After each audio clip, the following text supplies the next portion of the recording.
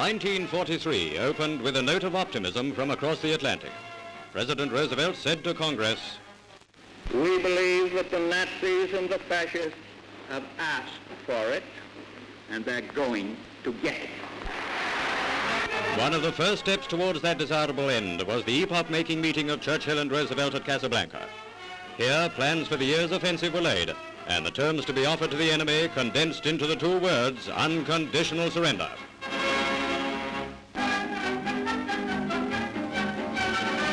February brought pictures of the raising of the Union Jack over Tripoli, the last remaining city of the former Italian Empire. The mixed population greeted our glorious Eighth Army like long-lost brothers. At crossroads outside the city, the formal surrender of the town was made by the Vice-Governor of Libya to General Montgomery, whose very informality has endeared him to every man under his command. Monty's entry into Tripoli gave his fighting men the thrill of their lives.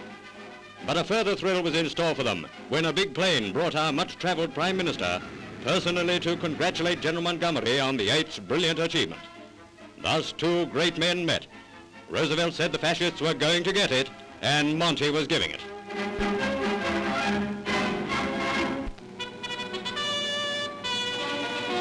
In March, we were happy to present the epic story of the liberation of Stalingrad by our gallant Russian allies. The end of 163 days of siege, with 22 Nazi divisions trapped. Field Marshal Paulus, supreme commander of the German armies at Stalingrad, fell into Russian hands. It was this man who urged his troops to resist to the death on pain of dire penalties to their families if they surrendered. He, however, preferred to be alive as a prisoner than dead as a hero. The red banner again flew over the town, and a never-ending stream of dejected prisoners passed into internment camps.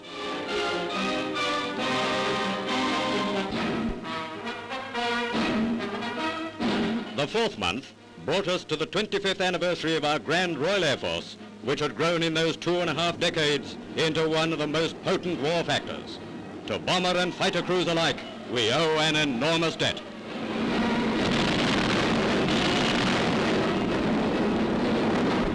Shall we ever forget how the R.A.F. saved us in those dark days of the Battle of Britain? One thing is certain, the Luftwaffe never will.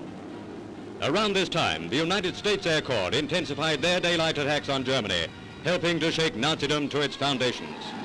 Many times onwards to the close of the old year did we record further exploits of our cousins in the air.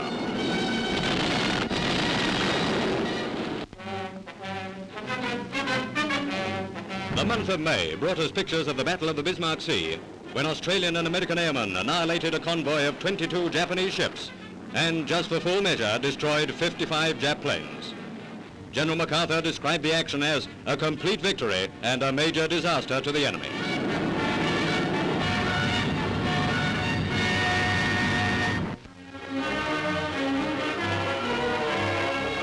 In June, the Allied armies celebrated the occupation of Tunis with a spectacular victory march through the town, with Generals Eisenhower, Giraud, Alexander, and Anderson at the saluting base.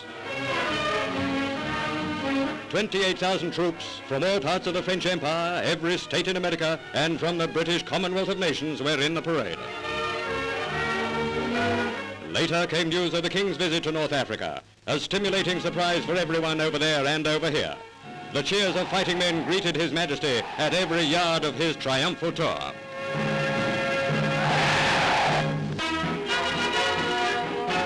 July brought us the heartening news of the invasion of Sicily. A splendid array of ships took strong forces to the stepping stone of Hitler's back door. It was by no means a walkover, but with powerful air and sea support, the Grand Eighth Army and our American allies were soon being landed on the island springboard. An action unprecedented in military history. Amazing coordination of effort and swift execution by the combined services. The occupation of Sicily was the first step to Italy itself, where Mussolini, Hitler's little dog, was fooling himself that he reigned supreme. But we were soon to learn that Benito Mussolini, the sawdust Caesar, had fallen from his cardboard pedestal. The strutting peacock would strut no more.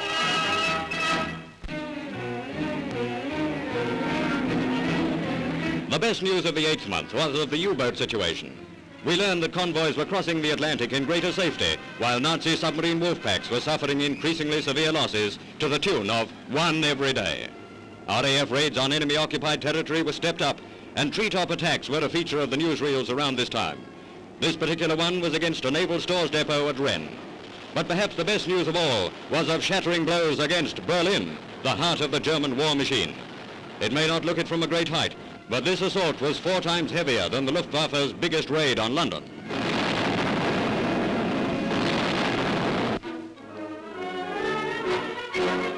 Early in September came the second in the series of Churchill travels, the Quebec Conference, at which the Premier conferred with President Roosevelt and Mr. Mackenzie King, Canada's Prime Minister.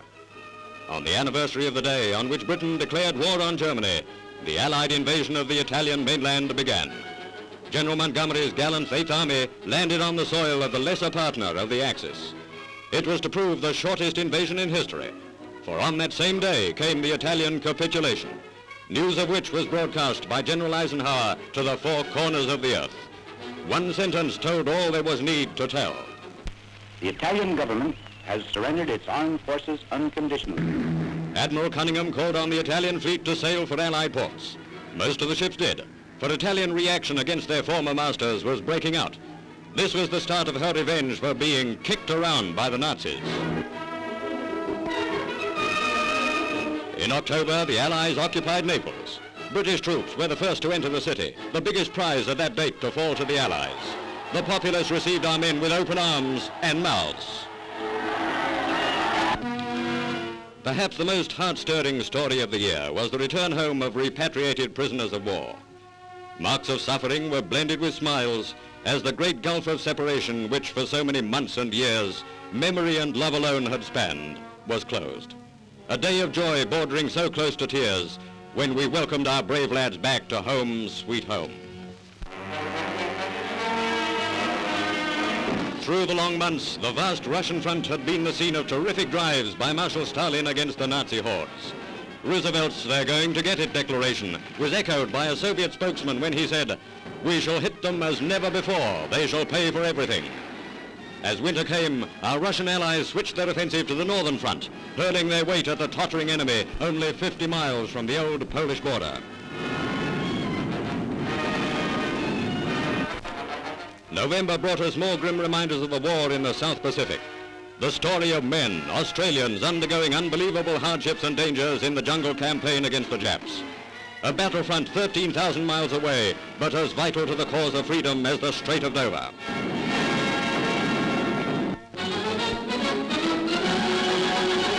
The closing month of the old year brought pictures of the meeting in North Africa between Generalissimo Chiang Kai-shek, President Roosevelt and Mr. Churchill, with Madame Chiang giving invaluable aid to her husband. At this conference, clear-cut plans for the prosecution of the war in general, and particularly against Japan, were agreed. Then came the Tehran Conference, this time between Churchill, Roosevelt and Stalin. They set the stage for the unprecedented efforts to be made finally to overthrow the forces of evil. We pray that God will grant them health and strength to continue their heavy task of shaping the destiny of the world.